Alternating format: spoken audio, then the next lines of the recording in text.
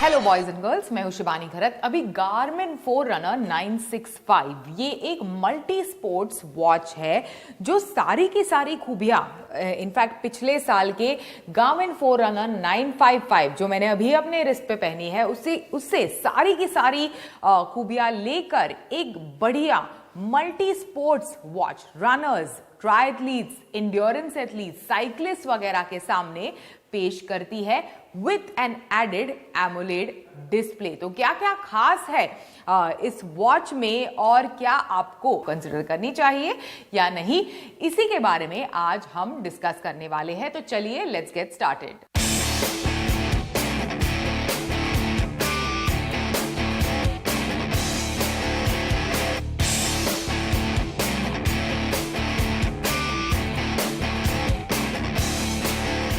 Look, feel और design के बारे में बात करते हैं तो सबसे इंपॉर्टेंट चीज और सबसे मेन चीज जो आपको इस घड़ी के बारे में अट्रैक्टिव लगेगी वो है इसका एमोलेड डिस्प्ले। इसी के साथ साथ टाइटेनियम बेजल्स इनफैक्ट एक बढ़िया लुक एंड फील इनफैक्ट इस घड़ी को देती है। वजन में काफी लाइट वेट है। इनफैक्ट मुझे थोड़ी इनफैक्ट लाइटर लगी पिछले साल के फोररनर 955 के मुकाबले। सोलर वेरिएंट नहीं है विच इज़ एन इम्पॉर्टेंट चीज़ जो आपको नोट करनी चाहिए। ये जो है वो इनफैक्ट अगर आप धूप में भाग रहे हो या फिर बहुत ज़्यादा डे लाइट है आपके आसपास तो जो बैटरी है स्पेशली जीपीएस के इस्तेमाल के साथ जो बैटरी ड्रेन आउट होती है आपके स्पोर्ट्स वॉच से एक तरह से टू एन एक्सटेंट जो सोलर वेरिएंट था फोररनर का वो उसे अरेस्ट करता था। बढ़ाता नहीं था बैटरी को, लेकिन जो स्पेंड होती थी बैटरी आपकी जीपीएस के साथ उसे अरेस्ट करता था। सोलर वेरिएंट नहीं है, ये एक रेगुलर वेरिएंट है, लेकिन हाँ मोर और लेस इसी की तरह दिखती है, लेकिन थोड़ी लाइट वेट है जैसे मैंने कहा और काफ़ी स्पोर्टी और बिल्कुल एक स्मार्ट वॉच की तरह लगती है कर्टसी द एमोलेड डिस्प्ले।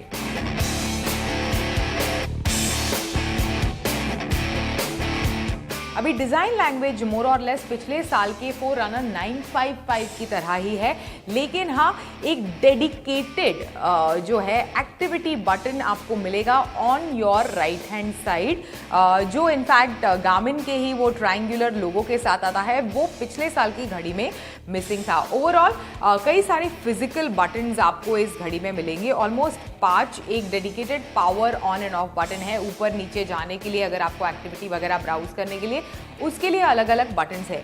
इसी के साथ साथ रिमूवेबल स्ट्रैप आपको इस घड़ी के साथ मिलेगा। इनफैक्ट इस तरह का ब्लैक कलर का है। ब्लैक कलर के साथ साथ एक कई रनर्स को ब्राइट कलर्स काफ़ी पसंद आते हैं, ट्रायथलीट्स को वगैरह ब्राइट कलर्स काफ़ी पसंद आते हैं। एक और option in fact when it comes to straps आपको मिलेगा जिसे आप चेंज कर सकते हैं या फिर उसी वेरिएंट को आप खरीद सकते हैं जो एकदम ब्राइट येलो कलर का स्ट्रैप है which is quite good looking in fact. तो पर जैसे मैंने कहा मोर और लेस डिज़ाइन लैंग्वेज सिमिलर ही है। इसी के साथ साथ पीछे की तरफ बोल्डली इनफैक्ट फोररनर 965 लिखा हुआ है and then there is a point to charge your device. एक कॉर्ड की मदद से इनफैक्ट आप इस डिवाइस को चार्ज कर सकते हैं। अभी मूविंग ऑन डिस्प्ले के बारे में बात करते हैं तो display definitely is different this time और 1.4 इंच का डिस्प्ले है।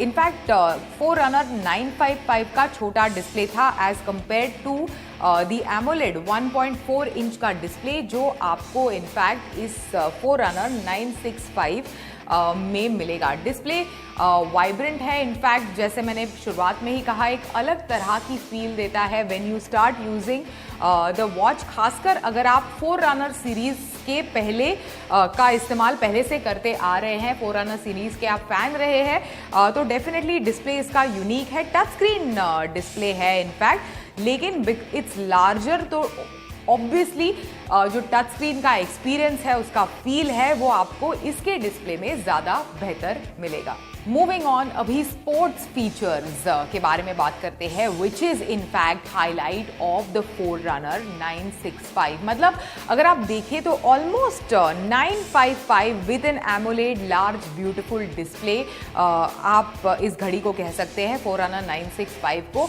और कई सारे जो की फीचर्स है जैसे for example multi sports features जैसे रनिंग आप ट्रैक कर सकते हैं, indoor cycling, outdoor cycling, golf आप ट्रैक कर सकते हैं, स्विमिंग डेफिनेटली आप ट्रैक कर सकते हैं, आउटडोर ओपन वाटर स्विम भी आप ट्रैक कर सकते हैं। तो ये सारे मल्टीपल स्पोर्टिंग फीचर्स आपको इस घड़ी में तो डेफिनेटली मिलते हैं। टोपोग्राफी मैप्स जो इनफैक्ट 955 में भी मौजूद था, इस घड़ी में भी मौजूद है, वो भी। इसी के साथ साथ सबसे बड़ा हाईलाइट मल्टी बैंड जीपीएस, मतलब कुछ ही सेकंड्स में एकदम आप बहुत सारे ट्री कवर या फिर हाई राइज वाले एरिया में भी भाग रहे हैं, कुछ ही सेकंड्स में आपके जीपीएस को कनेक्ट करता है, which is something that impresses every other runner. मतलब कितनी फटाफट आप जीपीएस को कनेक्ट करते हैं when you are out there, out for your run. तो ये एक इंपॉर्टेंट फीचर, सभी कुछ आपको इस घड़ी में इनफैक्ट मिलेगा। रनिंग ट्रैकिंग एकदम बिल्कुल एक्यूरेट है इनफैक्ट इस घड़ी में, टू द मीटर इनफैक्ट आपको रनिंग ट्रैकिंग अच्छे से मिलेगा। बहुत ही बढ़िया रन ट्रैक करता है। स्विमिंग का जो वर्कआउट है, खासकर पूल, बिकॉज पानी के अंदर अगर आप हाथ डालें तो जीपीएस कनेक्ट नहीं होता, GPS connection is a little patchy, तो इसके कारण स्विमिंग का वर्कआउट एज अ ट्रांसलेशन थोड़ा इनएक्यूरेट आपको इस घड़ी में मिलता है। लेकिन ओवरऑल बाकी किसी भी आउटडोर एक्टिविटी को आप ट्रैक करें, चाहे वो हाइकिंग हो गई, चाहे वो रनिंग जैसे मैंने कहा, साइकिलिंग, किसी भी आउटडोर एक्टिविटी, वॉकिंग वगैरह जैसी आउटडोर एक्टिविटी, रोइंग, सभी कुछ एकदम बढ़िया तरीके से ट्रैक करता है, which makes it a very good in fact sports watch. काफ़ी बढ़िया है। 955 ही अपने राइट में काफ़ी एक बढ़िया घड़ी थी। ये in fact with an AMOLED display takes this to another level. Garmin is promising 23 days of battery life on single charge, केवल स्मार्ट वॉच मोड में।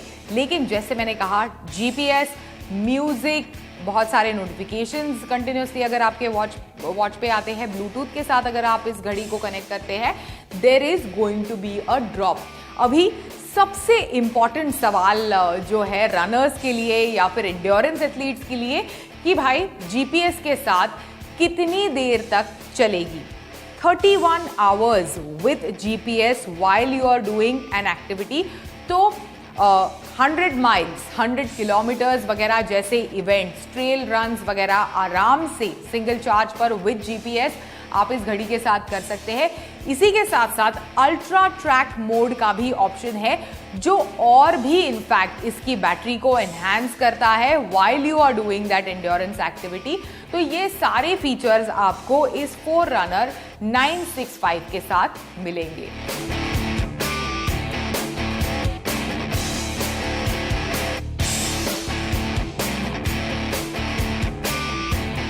फाइनली मेरा verdict, Forerunner 965 is a fantastic sports watch. जो सारी चीजें in fact मुझे Garmin फोररनर 955 में पसंद थी, उसे लेकर उसे और एनहांस किया है गार्मिन ने इस फोररनर 965 के साथ। खासकर एमोलेड डिस्प्ले, एक बड़ा display, and then excellent battery life और सारे के सारे बढ़िया फीचर्स जो मुझे गार्मिन फोररनर 955 में पसंद है, सभी कुछ आपको इस 965 में मिलेंगे।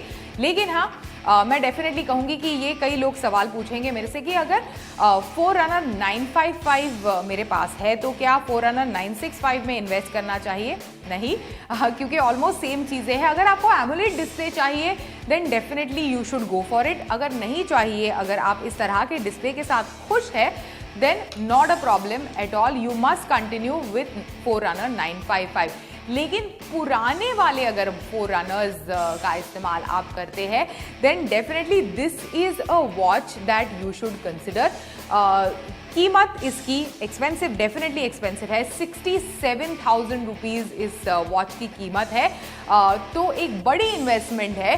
तो अगर हाल फिलहाल में ही अगर आपने एक फोररनर खरीदी है, then definitely you shouldn't shift. लेकिन हाँ, पुरानी वाली फोररनर, जैसे फॉर एग्जांपल मेरे खुद के पास एक 8 साल पुरानी फोररनर है, तो आप एक ऐसे ट्रायथलीट है या फिर रनर है जो इतनी पुरानी घड़ी का इस्तेमाल करते हैं, this is definitely a major upgrade as compare to that device. और 4-5 साल पुरानी वाली भी अगर आप एक फोररनर इस्तेमाल करते हैं, definitely you should consider moving on to Forerunner 965।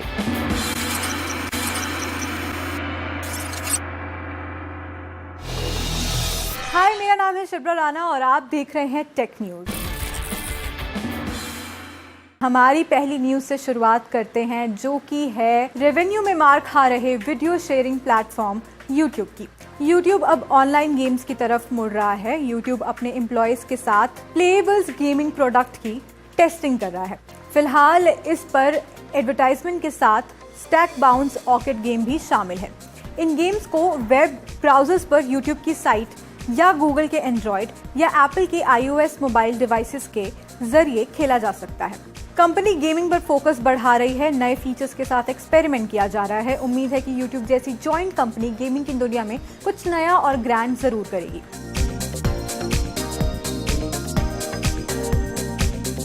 अब बात करते हैं हमारी अगली न्यूज़ की, और अगली न्यूज़ है जियो फोन की तरफ से। जियो फोन 5G फोन का इंतजार जल्द खत्म होगा। उम्मीद है कि जियो फोन 5G की कीमत 10,000 रुपये से कम होगी, यानी कि ये भारत का सबसे किफ़ायती 5G फोन बन सकता है।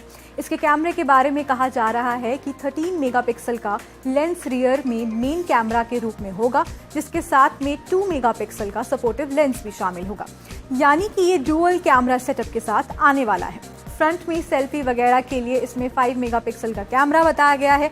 5G की लीक्ड या वायरल इमेजेस को देखकर पता चलता है कि फ्रंट में ये वाटर ड्रॉप नॉच के साथ आने वाला है। 6.5 इंच का IPS LCD HD+ resolution display होगा। फोन में side facing fingerprint scanner phone 5000 mAh की बैटरी लेकर आएगा, जो 18 वॉट चार्जिंग को सपोर्ट करेगी। इसमें micro SD card slot, dual SIM slot और N3, N5, N28, N40, N785 5G brand का सपोर्ट होगा। हालांकि कंपनी की तरफ से कोई ऑफिशियल अनाउंसमेंट अभी तक नहीं हुई है, मगर फिर भी ये खबर टेक में चर्चा में है।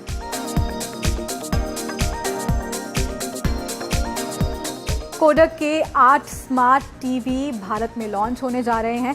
ब्रांड के रियल टेक प्रोसेसर द्वारा संचालित कोडक 9X Pro सीरीज को 32, 40, 42 और 43 इंच मॉडल में 10,499 रुपये की शुरुआती कीमत पर लॉन्च किया गया। इसके अलावा कंपनी ने अपनी CA Pro सीरीज़ के तहत 50, 55 और 65 इंच का 4K गूगल टीवी मॉडल भी पेश किए, जिनकी शुरुआती कीमत 27,999 रुपये है। Kodak 4K QLED matrix series का 75 इंच वेरिएंट है, 98,888 रुपये के शुरुआती कीमत पर लॉन्च किया गया है।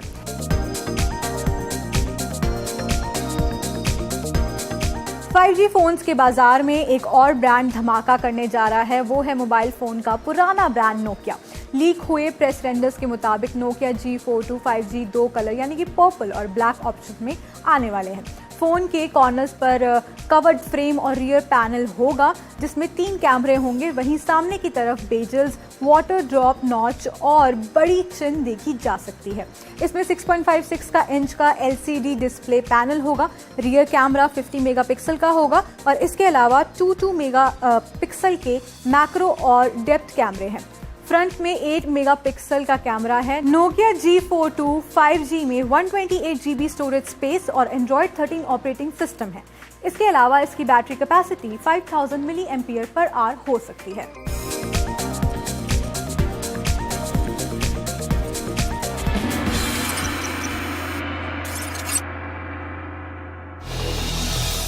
आज हम उन स्मार्टफोन मिथ्स की बात करेंगे जो शायद आपको सच लगते हैं लेकिन वो सच नहीं हैं। तो आइए जानते हैं इनके पीछे की सच्चाई क्या है। तो देर किस बात की, लेट्स गेट स्टार्टेड।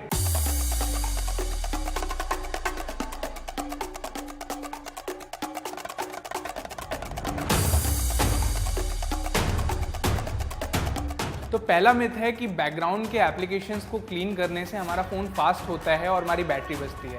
हम आमतौर पे बैकग्राउंड में चल रहे एप्लीकेशंस को क्लियर कर देते हैं ये सोचकर कि हमारी उससे बैटरी बचेगी और फ़ोन फास्ट होगा, लेकिन ऐसा कुछ भी नहीं है, ये सिर्फ एक मिथ है।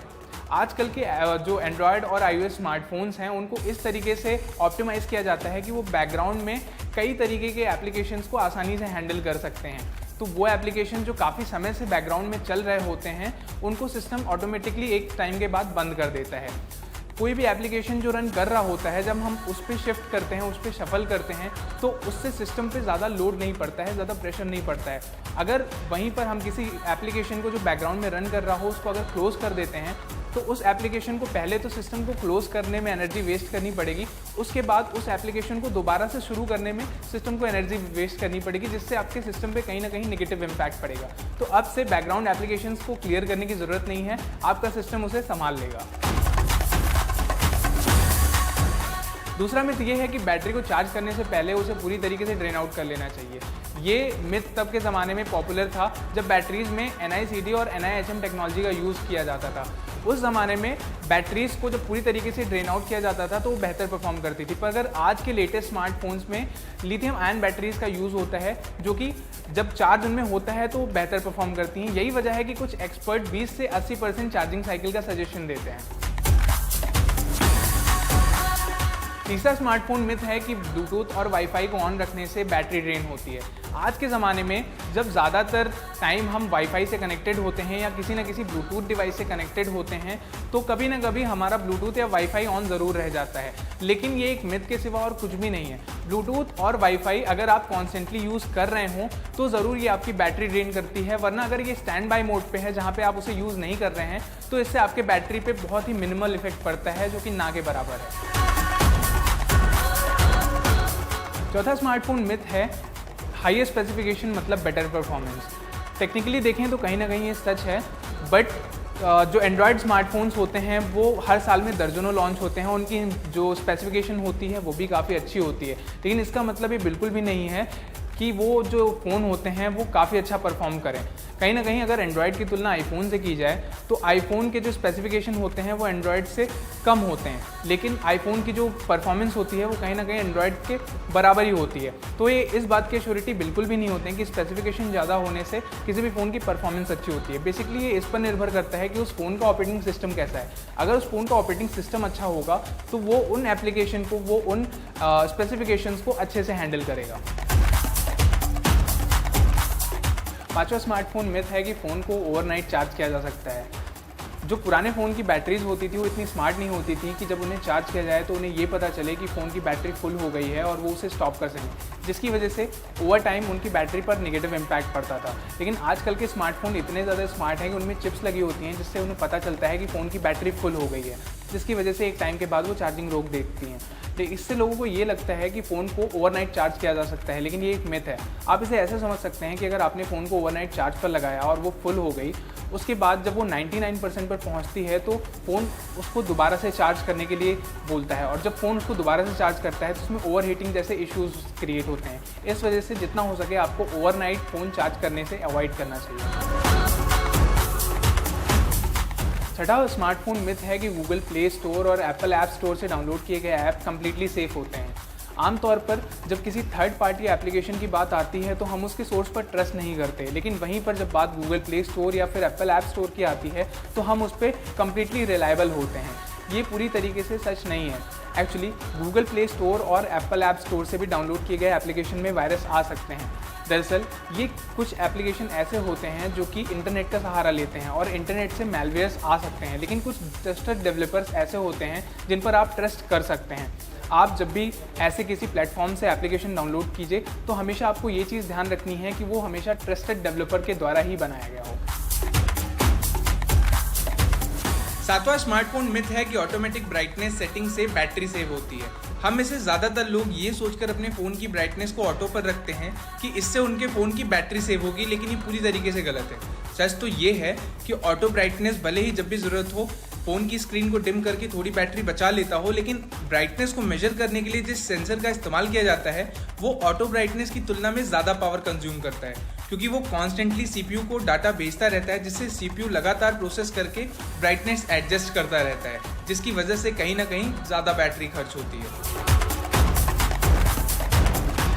आठवां स्मार्टफोन मिथ है कि ज़्यादा सिग्नल बार्स मतलब बेटर कनेक्टिविटी। बेसिकली इसका कनेक्टिविटी से कोई लेना देना ही नहीं है।